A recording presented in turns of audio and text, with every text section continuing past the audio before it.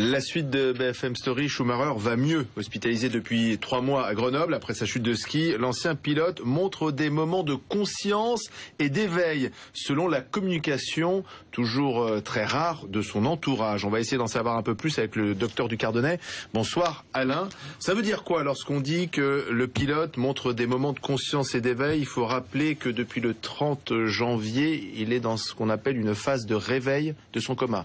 Voilà, c'est-à-dire qu'en fait, il y avait des sédatifs qui permettent de contrôler exactement l'état du pilote, et on enlève par moments ces sédatifs pour voir ce qui se passe. Et donc, la bonne nouvelle, parce que c'est quand même une bonne nouvelle, parce que si c'était rien passé, on était dans le coma végétatif, et donc ça, c'était pas bon du tout, c'est que probablement, quand on lève la sédation, eh bien, il y a des moments où il répond à des ordres simples. Des ordres simples, ça veut dire quoi? Ça veut dire qu'on lui dit ouvre un œil, on lui serre un doigt, ou quand on pince un peu la peau, il a une réaction douloureuse. Donc ça veut dire qu'il se passe peut-être des choses en effet. C'est une première étape qui est absolument indispensable, mais ce n'est rien. Des moments d'éveil, c'est pas une prise de parole, c'est simplement l'œil qui cligne pour répondre à une question. Donc ça veut dire qu'il comprend ce qu'on lui dit. C'est probablement, alors on manque d'un peu d'informations, vous le disiez très justement, l'information est assez laconique, ouais. Parce que c'est assez générique ce qu'on nous dit là. Mais probablement qu'il y a un premier contact qui se fait. Donc ça, c'est quand même un élément très important. Mais ça ne veut pas dire plus que ça? Ça ne nous donne aucune indication sur ce que sera l'avenir. Parce que le véritable avenir, c'est la récupération neurologique. Est-ce qu'en fin de compte, ce cerveau qui a eu des hématomes à droite à gauche va pouvoir repartir? Et ça, c'est notre grande lacune aujourd'hui. On a des examens, l'IRM, le scanner, tout le monde connaît. On est descriptif, on dit voilà, il y a un caillot là, il y a une zone. On ne sait pas exactement si la zone est viable. On ne sait pas si ça va repartir. Et ça nous manque d'informations. Donc, résultat des courses, eh bien, on fait des examens régulièrement pour voir s'il se passe des choses.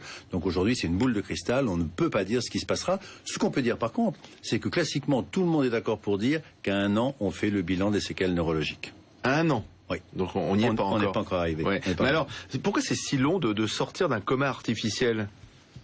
Parce que d'abord, au départ, comme on l'a déjà dit, vous avez une augmentation de la pression intracrânienne. Oui. Donc ça veut dire que dès que la pression remonte, on redonne ce coma artificiel. Deuxième point, quand la ventilation, la respiration n'est pas correcte, n'est pas spontanée, on préfère commander ces différents éléments. Parce qu'il ne faut pas oublier quand même que 3 mois de coma, c'est 3 mois d'alitement avec des problèmes possibles respiratoires d'infection. Il faut que le rein fonctionne bien. Il faut que les muscles soient massés régulièrement, qu'il n'y ait pas d'escarre, qu'il n'y ait pas de phlébite.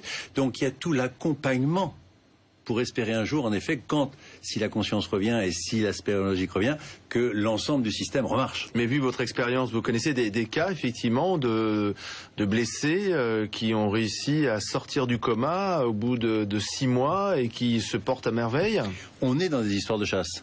Il y a toujours l'histoire de chasse qui fait que on pensait que ce monsieur était perdu, on pensait qu'il fallait peut-être, en effet, considérer qu'il n'y aurait pas... Et puis, miracle, parce qu'on ne sait pas, encore une fois, prédire ces choses-là. Il faut vraiment être très humble par rapport à ça. Vous nous dites. Je dis tout est possible parce qu'on a eu ce premier pas, cette petite lueur d'espoir, parce que jusqu'à maintenant, on se disait, pourvu que ça se termine pas comme un végétatif, eh bien là, peut-être que c'est le début de l'histoire, et espérons-le. Alors, il y avait une rumeur qui circulait cette semaine, qui faisait état de travaux entrepris dans la résidence suisse des Schumacher. Donc on pouvait peut-être imaginer un départ de l'hôpital pour aller dans cette chambre qui serait médicalisée, mais qui serait donc à leur domicile. Est-ce que c'est envisageable le déplacement de Schumacher en ce moment-là? Alors, je n'ai pas d'informations précises sur son état, mais il est évident qu'à partir du moment où on a un coma de ce type, on peut tout à fait faire un transfert. Le problème du transfert, ce qu'il faut après, c'est avoir quand même, et là ça se prépare, une chambre qui soit une chambre de réanimation, car encore une fois, ne l'oublions pas, Michael Schumacher est en soins intensifs, en réanimation. Donc ça veut dire un respirateur qui marche en permanence, un suivi avec beaucoup d'encadrement médical. Donc peut-être qu'on va attendre que les choses se stabilisent, ça sera peut-être mieux quand même. Alors, on le disait au début, il n'y a pas beaucoup de communication, hein, donc là c'est la porte-parole qui donne qui fait quelques phrases, qui remercie ensuite tous les fans, et puis c'est tout. C'est un parti pris, et pourquoi ce parti pris? Ce parti pris, c'est en fait de protéger l'équipe médicale.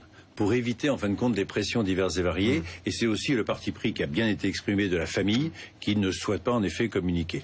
Pourquoi? Parce que c'est vraiment très difficile. Soit on fait un communiqué très médical et quasiment incompréhensible, soit on fait un communiqué comme aujourd'hui qui est un petit peu neutre, qui lève un petit peu d'espoir, mais c'est très difficile de donner des communiqués extrêmement précis dans une situation, encore une fois, on le disait, qui est totalement imprévisible. Donc ce qu'on dit aujourd'hui, peut-être que dans 8 jours, on va nous dire, ben voilà, il parle. Et on nous dit la vérité quand même. Je pense qu'on nous dit la vérité quand même. Et c'est pour donner un peu d'espoir aussi à tous les fans, à tous ceux qui s'inquiètent pour la santé de Schumacher. Mais je pense quand même que si aujourd'hui on a dit cela, si la porte-parole a dit cela aujourd'hui, c'est que quand même il y a un petit mieux. Parce que je pense qu'on ne serait pas permis de donner cet espoir si c'était pas vrai. Merci, docteur Ducardonnet, pour ces précisions.